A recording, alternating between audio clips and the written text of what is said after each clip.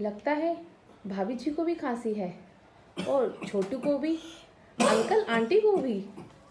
सिर्फ मुझे तो ये कफ सिरप का फैमिली पैक क्यों? अब तो झंडू कफ सिरप का छोटा पैक आ गया है, सिर्फ 5 रुपए में। 10 लोगों में से 9 लोग इस पे ज़्यादा असरदार किया है।